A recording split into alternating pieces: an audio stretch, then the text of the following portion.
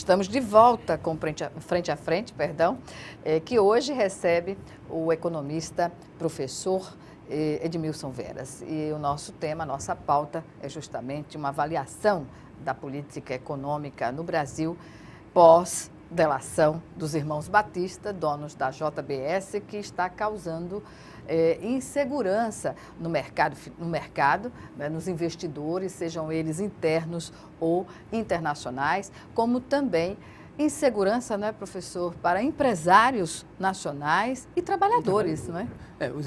Os trabalhadores pior, né? Porque você perde seu ganha-pão, né? Ou pelo menos não tem perspectiva de arrumar emprego. Então, por exemplo, eu que sou professor de jovens, né, jovens universitários, então eles perguntam assim, e agora eu vou ter, daqui a 2 anos, 3 anos, quando eu terminar meu curso superior, eu vou ter emprego? Não sei. Né? Não sei, porque você não tem nenhuma perspectiva agora, nenhuma perspectiva de melhoria. Por exemplo, nós tínhamos algum sinal, eu falei na primeira etapa do programa, algum sinal de que a economia estava começando a crescer. Né? E agora eu não sei mais. A última pesquisa que eu vi sobre o PIB, que saiu o ano passado, o mês passado, era que o PIB ia crescer um pouco mais de 0%, um pouco mais de 0%, não é grande coisa. Então, nós já temos, veja bem, a situação do país hoje. Nós temos 2014, crescimento zero, da economia zero, mas tinha emprego, mas ainda tinha o desemprego era baixo, a desocupação era baixa. Mas nós já estamos 2015 com crescimento negativo, 3,8 negativo, 2016, 3,6 negativo, e a expectativa para esse ano é menos de 1% de crescimento. Sem o fator Itamar, sem o fator Temer, sem o fator Temer.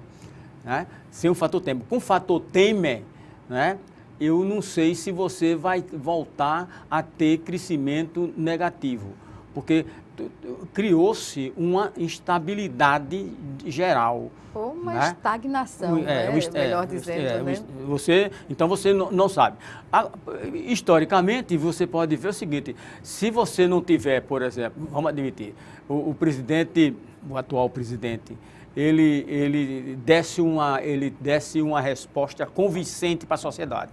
Se ele pudesse dar essa resposta convincente.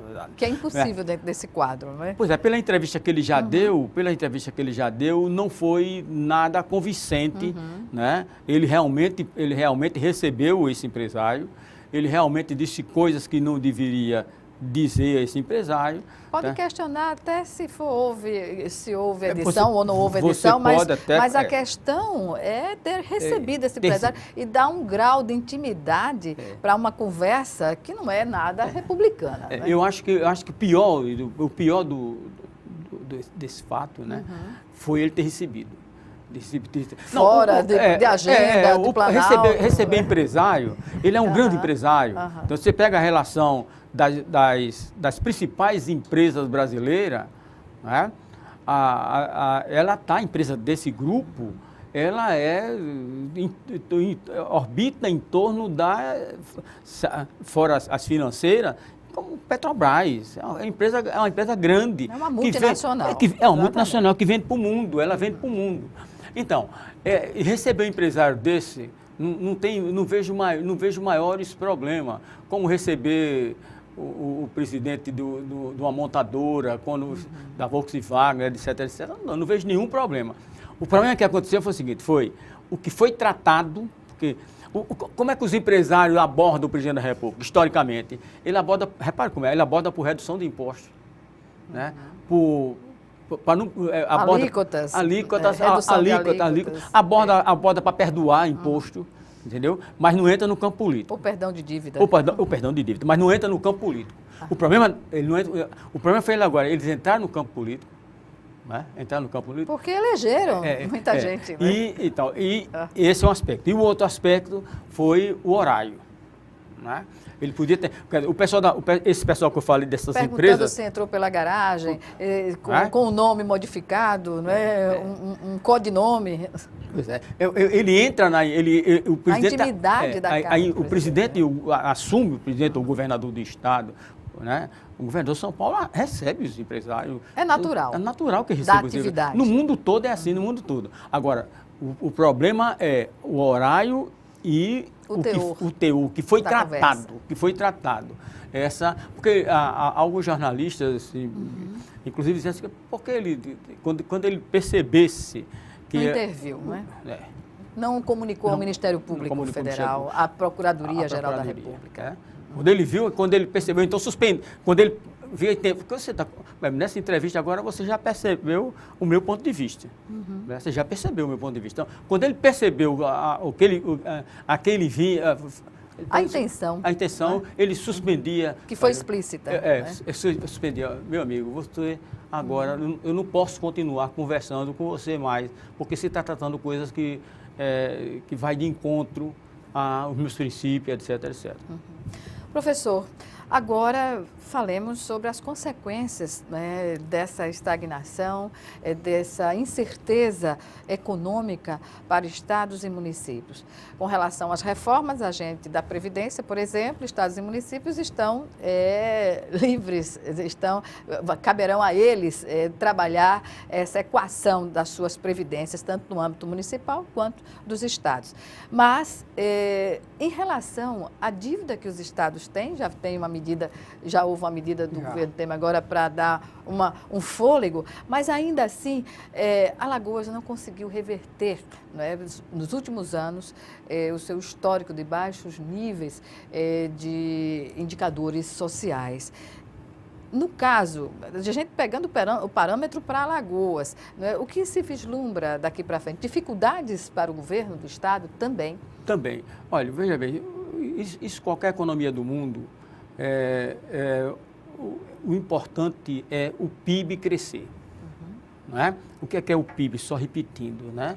É tudo que é produzido no país durante um certo período, um ano, por exemplo. Se o PIB não cresce, por exemplo, você não tem como gerar os empregos. Por quê? Se o PIB não cresce, as empresas não investiram. E o que está acontecendo agora tem uma coisa muito mais grave ainda. Não é só o PIB não crescer, é que os investimentos não estão crescendo. Tá? Porque o investimento que eu falo é novas estradas, novos aeroportos, então, obras estruturantes para o desenvolvimento econômico. E para o futuro. Né? E para o futuro. Então, se isso não cresce, o resto, a arrecadação fiscal, receita do Estado, também não cresce. Né? Se o Estado aumentar, quiser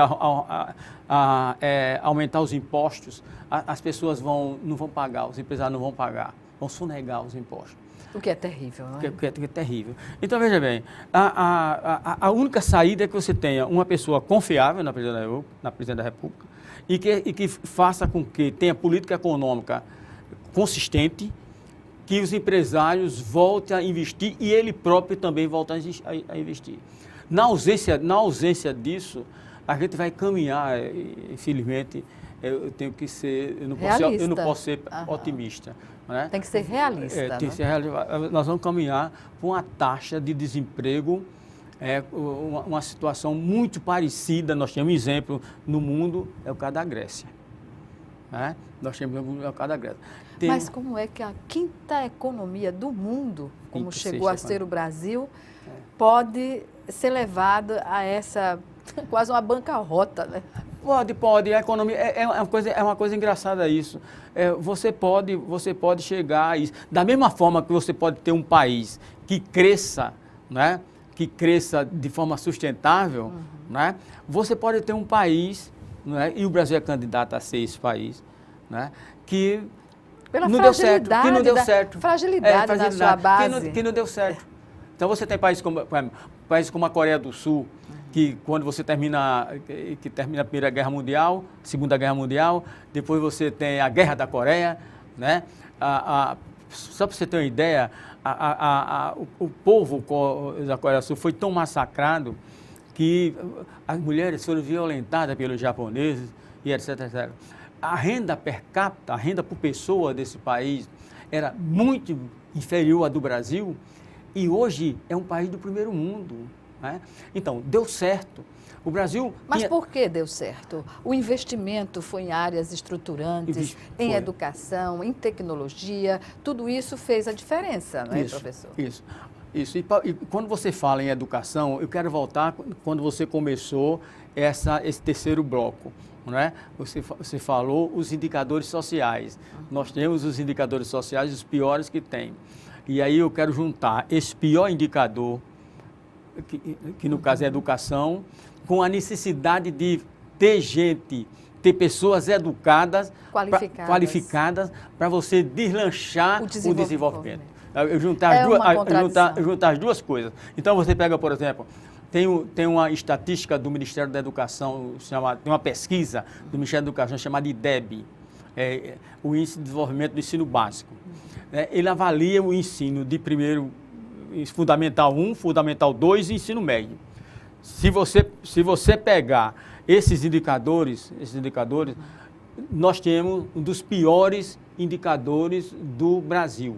Com esse nível tecnológico, com esse nível educacional que nós temos, né, nós não podemos ter uma indústria de ponta ou um serviço de ponta, um serviço que você possa deslanchar. Ou seja, traduzindo para algo muito palpável, pode-se trazer uma indústria para o Estado, mas não vai encontrar aqui mão de obra qualificada para os postos de trabalho. Eu faria diferente. Assim? Não, eu faria diferente. Você pode trazer uma indústria para aqui, não tendo mão de obra aqui, você importa mão de obra. Tá? Você não vai criar essa indústria para ela ser de ponta. É o contrário. Eu posso trazer uma indústria.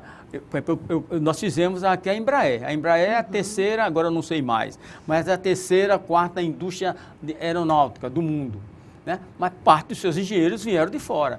E parte veio de fora e a outra parte foi criada no âmbito do Ministério da Aeronáutica com a Escola de Engenharia que você tinha lá em São Paulo.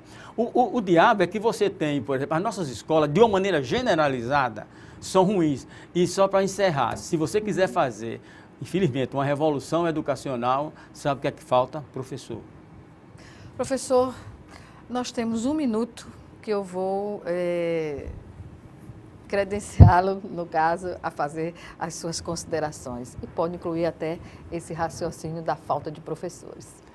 Pois é. Então, veja bem, vamos admitir que o doutor Itamar resolva ser um presidente de fato, o Temer, seja presidente de fato, né? Presidente de fato, e ele queira fazer uma revolução educacional. O dramático é que hoje você não tem professor para fazer essa revolução educacional. Então, a educação é ruim e você não tem professor suficiente. Por exemplo, você sabe quais são, de todas as matérias, inclusive sociologia, filosofia, etc, etc. Isso nos dá a oportunidade de fazer no futuro uma outra entrevista, né, professor, sobre esse aspecto. Eu agradeço, infelizmente o nosso tempo se encerrou. Eu agradeço mais uma vez a sua participação aqui conosco. Só que agradeço. Até uma próxima oportunidade. Obrigado. Obrigada a você também que nos assiste. Obrigada pela audiência. Até o nosso próximo encontro aqui, frente a frente, também com você.